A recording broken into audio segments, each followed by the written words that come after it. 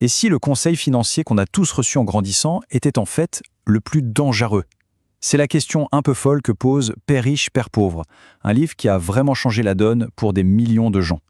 Allez, on plonge ensemble dans ces idées clés. Cette phrase, elle nous dit quelque chose, n'est-ce pas? C'était un peu la promesse d'une vie toute tracée, la recette du succès que nos parents nous ont répétée, une formule qui avait l'air en béton armé. Mais est-ce que c'est toujours le cas aujourd'hui? C'est là que ça devient intéressant. Le livre démarre avec cette idée. Et si cette vieille sagesse était complètement dépassée? Et si, en suivant cette voie, on se dirigeait en fait tout droit dans un piège sans même s'en rendre compte? Pour comprendre d'où vient cette idée, il faut remonter le temps. On est en 1996. Imaginez la scène, le fils de la co-auteure rentre de l'école et il est clairement désabusé. Ce qu'il va dire à sa mère ce jour-là, c'est vraiment l'étincelle qui va tout allumer. Et voilà, la phrase est lâchée. Une véritable bombe. Le gamin met le doigt sur un truc énorme. Les plus grandes stars, les plus grands entrepreneurs de son époque n'ont pas suivi le chemin classique de l'école. C'est une prise de conscience assez brutale que, oui, le monde a changé, mais les conseils pour y réussir, eux, pas du tout. Ce décalage énorme, ça nous mène tout droit au cœur du problème que le livre appelle la foire d'empoigne ou la rat race en anglais. Voyons un peu de quoi il s'agit. La foire d'empoigne, en fait, c'est l'image parfaite de la roue de hamster. Vous savez, on court, on s'épuise, mais on reste toujours au même endroit. C'est ce sentiment d'être coincé, de bosser de plus en plus dur, sans jamais vraiment s'en sortir ou atteindre une vraie liberté financière. Et le livre décrit ce cycle de manière implacable. Au début, tout va bien, on décroche un job. Le salaire arrive, on se sent bien. Mais très vite, les dépenses suivent. On veut une plus grande maison, une nouvelle voiture. Chaque augmentation de salaire est immédiatement aspirée par un niveau de vie plus élevé et bien sûr, plus d'impôts. Le résultat?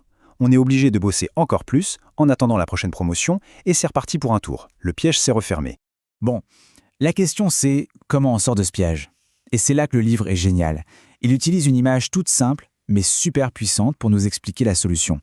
L'histoire de deux pères avec deux philosophies de vie radicalement différentes. Là, la différence est énorme. D'un côté, on a le père pauvre qui a fait de longues études et qui dit de travailler pour de l'argent, de chercher la sécurité d'un bon salaire. De l'autre, on a le père riche qui dit de faire travailler l'argent pour soi.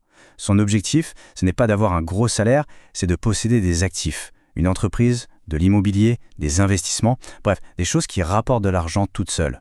Ce n'est pas une question de combien on gagne, mais de comment on pense. Donc, pour se sortir de la foire d'empoigne, il faut comprendre une chose essentielle. Les règles du jeu ont changé. Il faut apprendre des nouvelles règles, complètement différentes de celles qu'on nous a toujours enseignées. Et attention, voilà un chiffre qui fait un peu mal. D'après le livre, 95% des gens suivent les règles du père pauvre. Et pourquoi?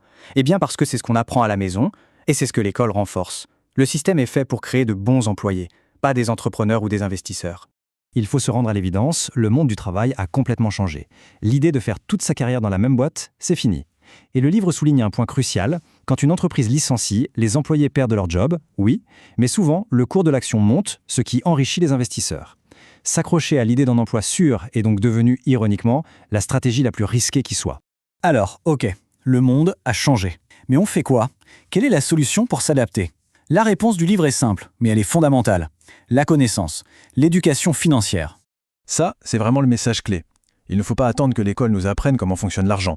Apprendre la différence entre un actif, quelque chose qui met de l'argent dans notre poche, et un passif, quelque chose qui en sort, c'est une éducation qui doit commencer à la maison. Finalement, les premiers et les plus importants profs, ce sont les parents. Et on termine là-dessus. La vraie question que le livre nous laisse à la fin, c'est celle-ci. D'après quelles règles sur l'argent est-ce qu'on vit? Est-ce qu'on suit la règle du père pauvre, par habitude, en cherchant une fausse sécurité, ou est-ce qu'on décide d'apprendre et d'appliquer activement celle du père riche? La réponse à cette question pourrait bien changer un avenir financier.